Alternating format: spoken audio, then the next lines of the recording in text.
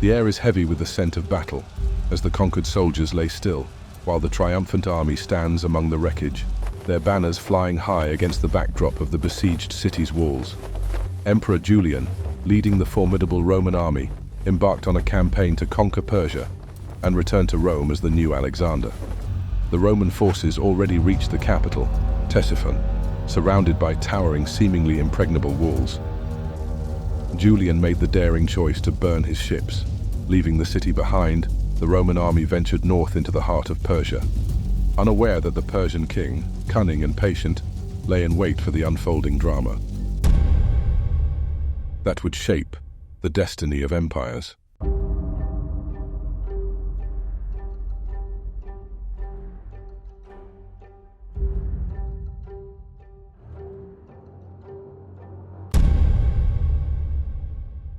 In 361, Julian ascended as the uncontested ruler of Rome, his authority undisputed in the Western territories, backed solidly by its military. However, the East presented a starkly different allegiance landscape, with a significant faction within its ranks still venerating the late Constantius. To address this, Julian convened a court at Chalcedon around 362 AD, targeting those appointed by Constantius for scrutiny. Despite this move, Julian's grip over the Eastern soldiers' loyalty remained uncertain, a factor that possibly influenced his decision to engage in conflict with Persia, a venture not born of necessity. Indeed, peace offerings from Shapur, the Persian king, were outright dismissed by Julian. Mobilizing a formidable force of 95,000, Julian orchestrated an extensive logistical framework to underpin this ambitious campaign, including a vast array of siege machinery.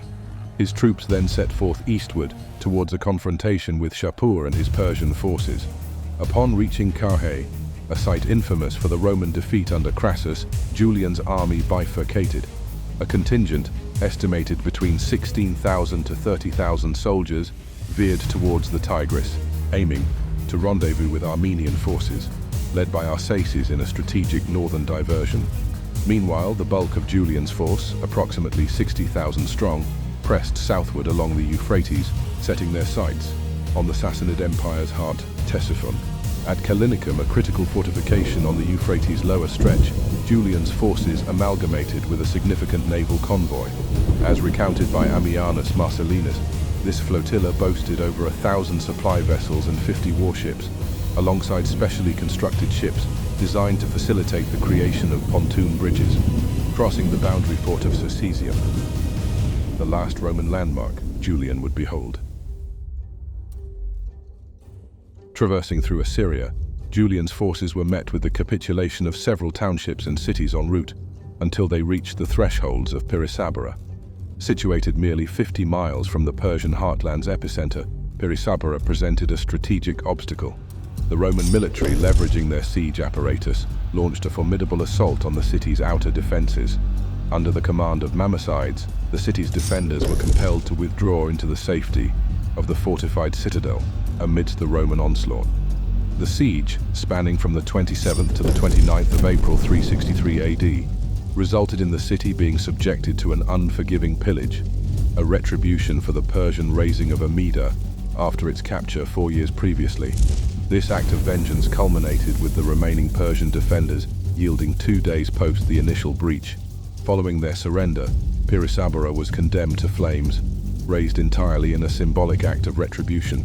Julian saw to the distribution of the city's spoils among his troops, a gesture that not only rewarded their valiance, but also served to motivate them as they ventured deeper into the heart of Persian dominion.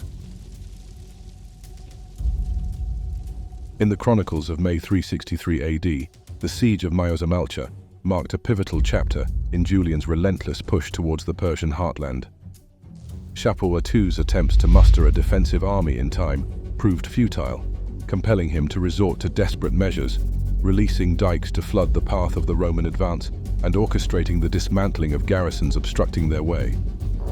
The Romans, riding the wave of triumph from their recent conquest of Pirisabora, pressed forward undeterred, their sights set on Ctesiphon as they approached the formidable fortress city of Maogamalcha, a mere 11 miles from the Persian capital. Despite possessing formidable walls, the city's populace and garrison, buoyed by an unwarranted confidence, brazenly taunted the Romans who, undeterred, employed their siege machinery in response. However, beneath this visible theater of war, a clandestine drama unfolded. Roman engineers, shrouded in secrecy, embarked on a subterranean endeavor, digging a mine beneath the city walls. This covert operation paved the way for a staggering turn of events as 1,500 soldiers emerged from the depths, catching the defenders off guard and overpowering them from within. Maogamalcha and its defiant occupants paid a steep price for their earlier insolence. The Romans, fueled by vengeance and retribution, enacted a merciless toll on the city. The once proud Persian palaces crumbled under the weight of pillage and destruction, as the Romans, now masters of the fortress, wrought havoc upon its streets. The city, echoing with the cries of the fallen, bore witness to a gruesome aftermath. A stark reminder of the merciless realities of war.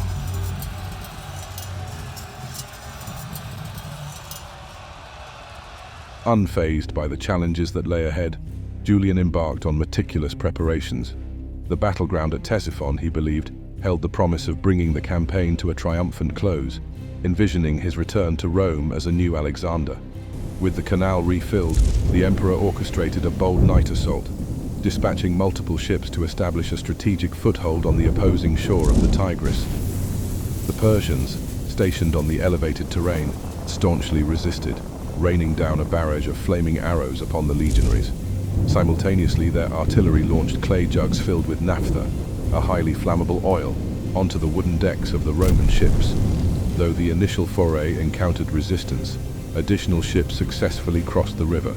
In the wake of intense combat, the Romans managed to secure the beachhead and surged onward. The Battle of Ctesiphon unfolded on the expansive plain before the city's fortifications. Surena, the Sassanid commander, organized his forces in a traditional manner, positioning heavy infantry at the center, flanked by a combination of light and heavy cavalry. Notably, the Persians fielded imposing war elephants, a spectacle that left an indelible mark on the Roman forces. The Roman army, predominantly consisting of stalwart heavy infantry and smaller elite mounted units, found support from Saracen allies, who contributed nimble light cavalry to their ranks. The stage was set for a clash of civilizations on the vast canvas of the Ctesiphon plains. Regrettably, Ammianus's narrative leaves a void in the detailed chronicle of the Battle of Ctesiphon. The Romans initiated the confrontation by unleashing a storm of javelins, met in response by the Persians' hallmark barrage of arrows, skillfully executed by both mounted and foot archers. This tactic aimed to soften the core of the enemy forces. The subsequent phase witnessed the formidable assault of the renowned heavy cavalry, clad in mail and known as clibanarii. Their menacing charge, often striking terror into opponents, typically led to shattered lines and a hasty retreat before the full force of the horsemen bore down upon them.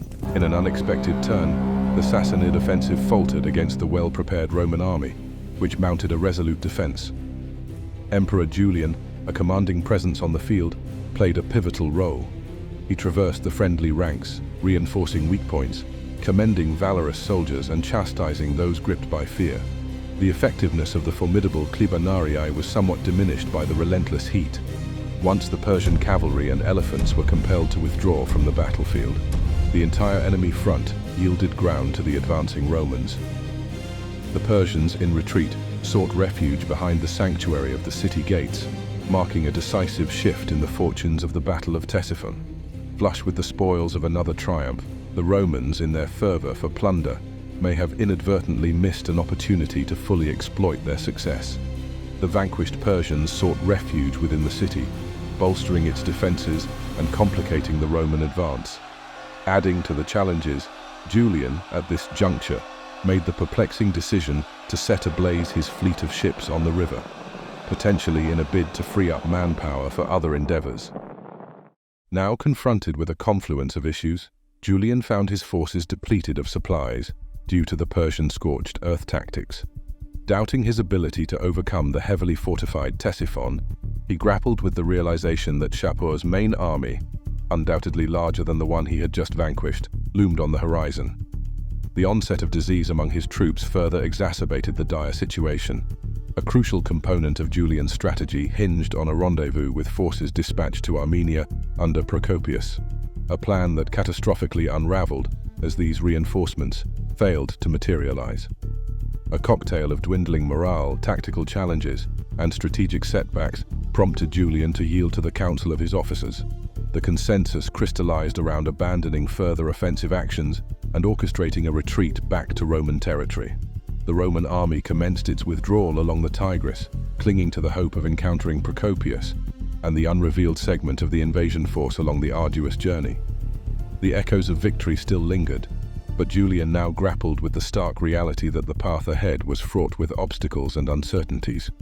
The retreat from Ctesiphon commenced on the 16th of June, with Julian and the Roman army on foot, having intentionally consigned their ships to flames. As they marched, the Persians relentlessly harassed and shadowed their every move. Julian's enigmatic decision to burn the fleet, regardless of its motives, left the Romans equipped with a mere 20 days' worth of supplies. Their inland trajectory, guided by local scouts armed with faulty directions, coincided with the Persians implementing their scorched earth policy, setting ablaze the countryside around the Roman column. In hot pursuit, the Persians initiated attacks on the Roman rearguard, escalating into a full-scale battle at Maranga. Though the Romans managed to repel the Persians on this occasion, both sides suffered substantial losses. However, the toll on the Romans was particularly pronounced, their already meager supplies further depleted, and the delay heightened the risk of an imminent encounter with Shapur's formidable main army. As the legions marched past the city of Samarra, the rearguard found itself under assault from Sassanid cavalry.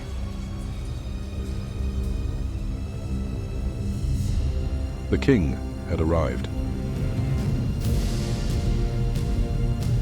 When an unarmed Julian, who had been reconnoitering terrain in front of the column, got word of the plight his men were in, the Augustus rushed to aid them, but crucially forgot to clad himself in armor.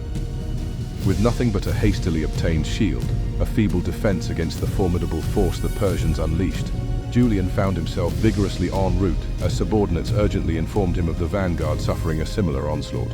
Deeming this threat of greater significance, the emperor abruptly turned about and hastened toward the front ranks.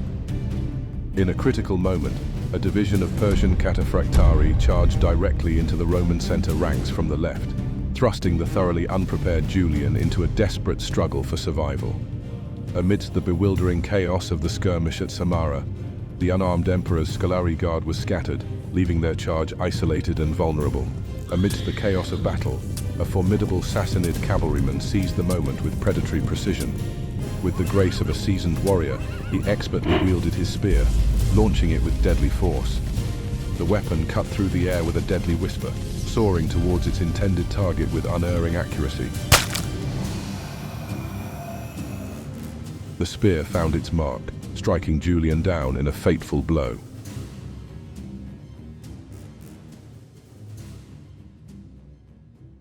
Carried back to camp for urgent medical treatment, contemporary sources recount how Julian engaged in philosophical discussions with his closest companions.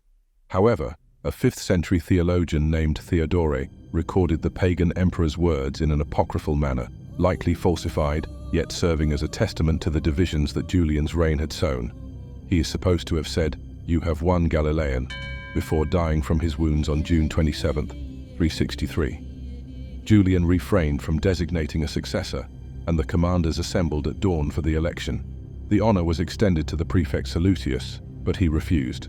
Their choice then spontaneously settled on Jovian, the commander of Julian's domestic guard, whose father had been a general in the same service. He resumed the retreat along the east bank of the Tigris, continuously harassed from the Sasanians. After 4 further days of struggling on, the demoralized army finally came to a halt at Dura, where they attempted to construct a bridge to cross the river, but failed to do so, and were surrounded on all sides by the Sasanian army.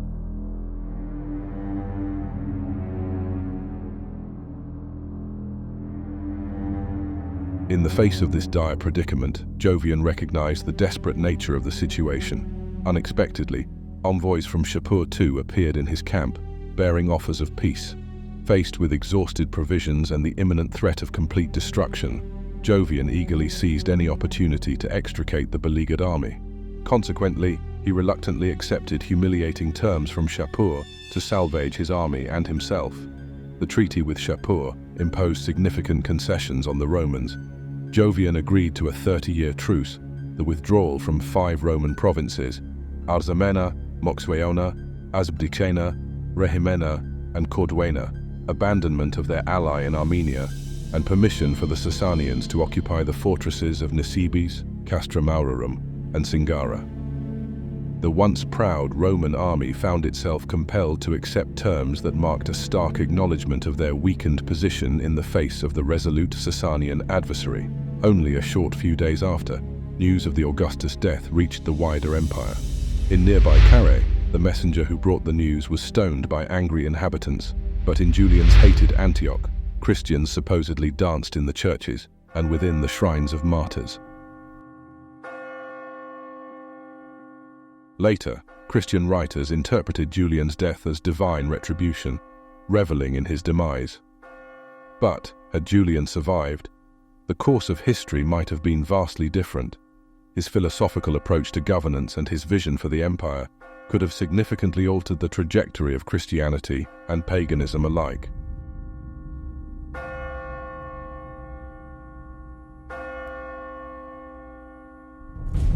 Julian's reign marked a pivotal time when Christianity and traditional Greco-Roman paganism stood on relatively equal ground.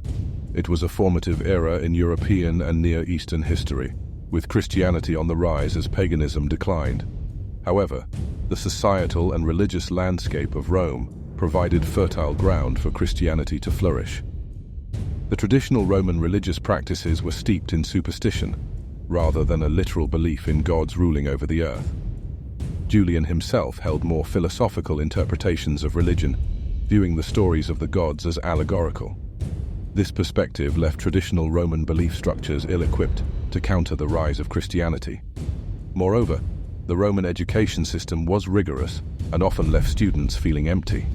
This made Christianity, with its straightforward teachings and meaningful purpose, appealing to the educated class.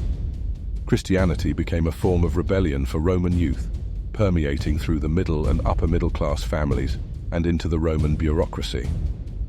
Julian, influenced by philosophers like Hadrian and Marcus Aurelius, aimed to restore paganism to its roots. His desire to purge the imperial bureaucracy of Christian influence led to measures such as forbidding Christians from using classic Greek texts in education. However, Julian did not seek the extermination of Christians, but rather aimed to force them out of positions of power. Had Julian lived longer, perhaps ruling for another 30-35 years, his vision for a decentralized empire and his religious policies could have faced significant challenges. The period was marked by assassinations, civil wars, and family intrigue, making it unlikely for Julian's reforms to go uncontested. Despite his ambitions, Julian's reign might have been cut short by rebellion or assassination, possibly at the hands of someone within his own family. In this era of decentralized governance, characterized by powerful men accustomed to centralization, Julian's philosophical governance style would likely have faced resistance. Nonetheless, his survival could have altered the trajectory of Christianity and paganism, ushering in a different chapter in history.